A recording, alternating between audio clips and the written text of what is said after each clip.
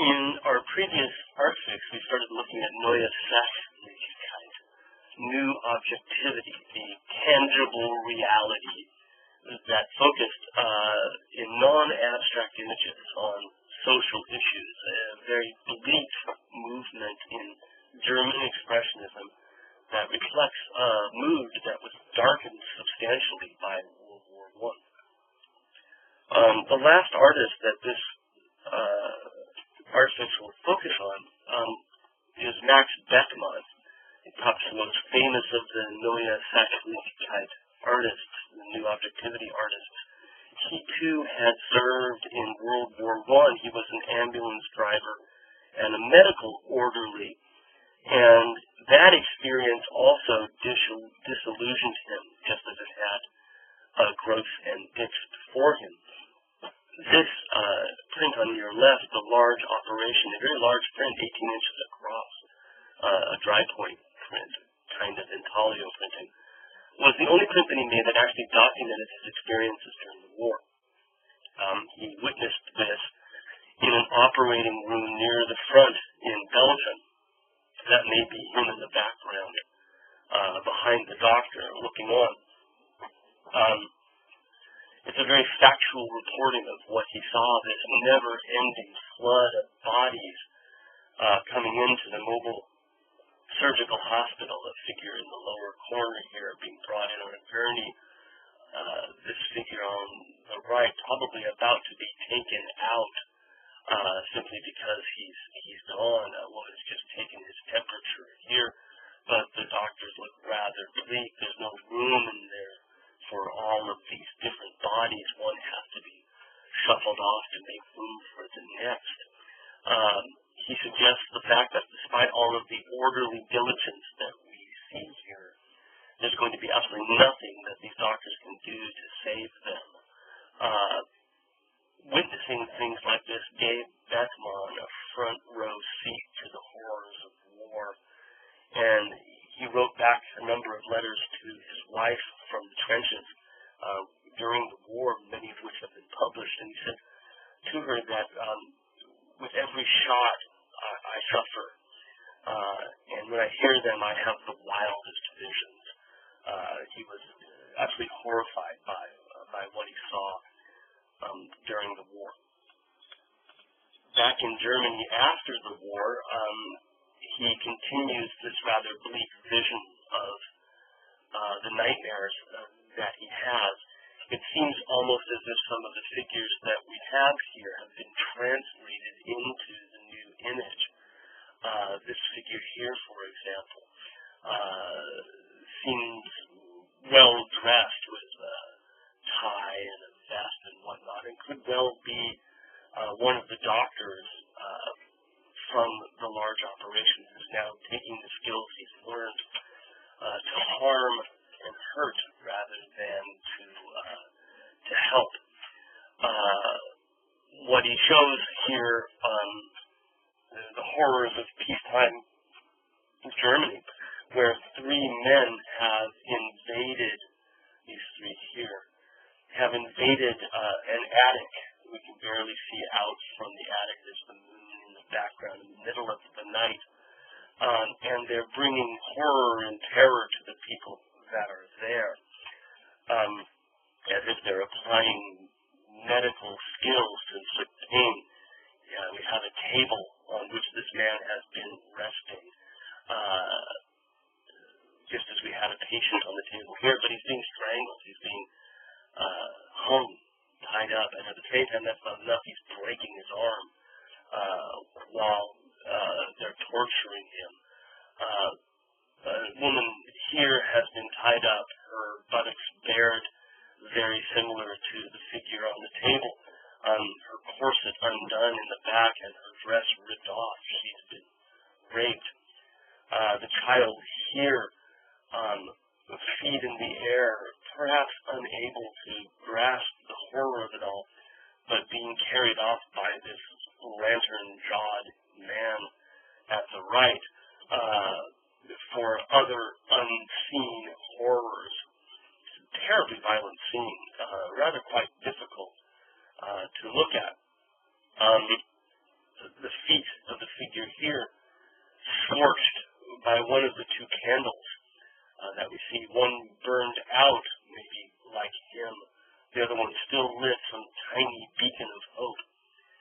Here in the foreground is a phonograph record player, old school with the tube, and it suggests that these men, having broken in to torture for no good reason, it doesn't really say why, are playing records as loud as they possibly can in order to drown out the screams of anguish of the people they've come to torture.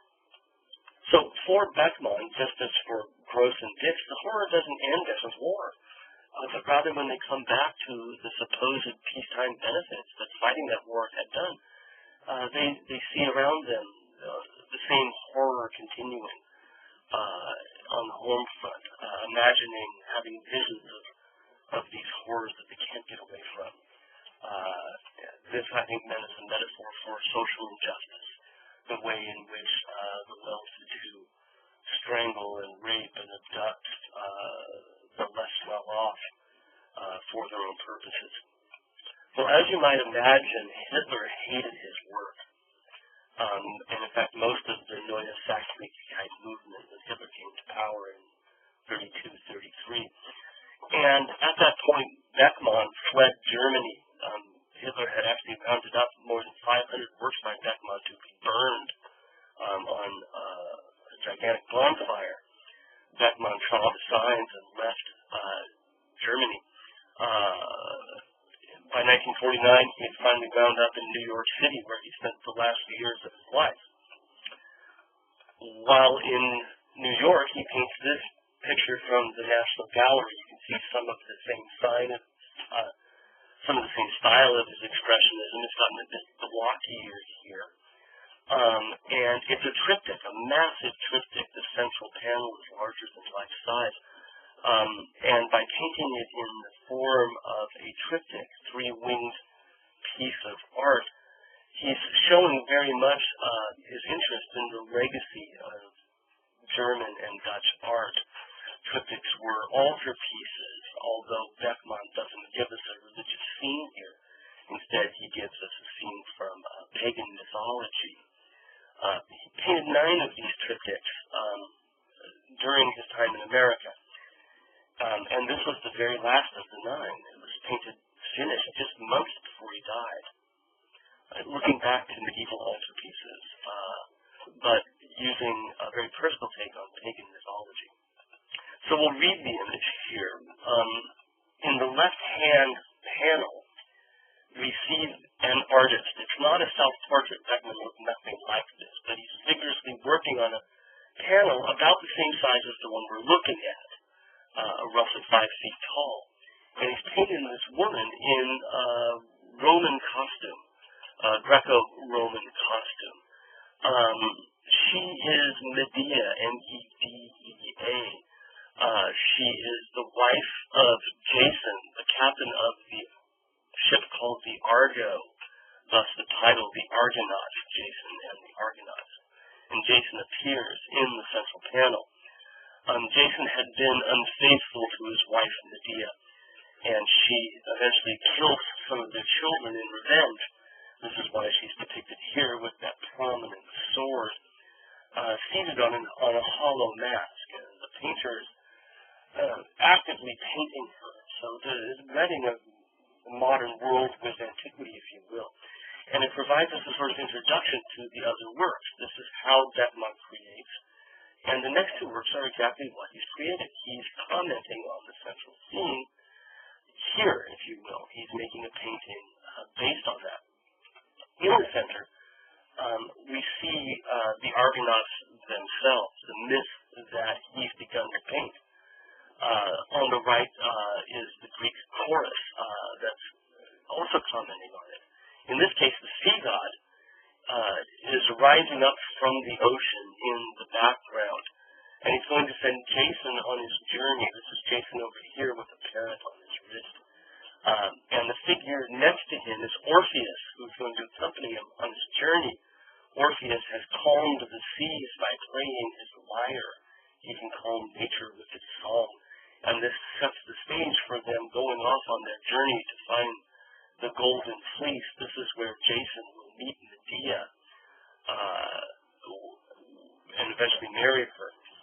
The importance of this moment when the sea god sends them on their journey is reflected in this sort of eclipse-like metaphor we see up above, the heavens coming together, a crescent moon in black, a sun here, planets as if passing in front of the sun or aligning with it.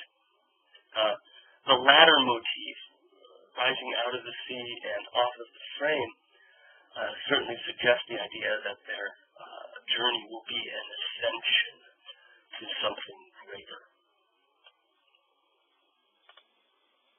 The last panel on the right is the Greek chorus that usually accompanies performances of plays. And we see them playing guitar and pipe and harp, and they too tell us what's going on. I think what Beckmann has done is to establish a parallelism of the two side panels with the scene in the central panel, just as the Greek chorus commented on the events within the drama, so too the artist, the visual artist, comments on it through making the painting. For Beckmann, I think this is also autobiographical, because certainly Jason and Orpheus are on their way to something greater. They're leaving their homeland as the seas have been calmed on a quest for the promised golden fleece. One could argue that Beckmann could see himself in the same light as an artist who has gone over the tranquil seas, has left his home country behind on a quest for something greater. That something greater being the ability to continue producing his art on his terms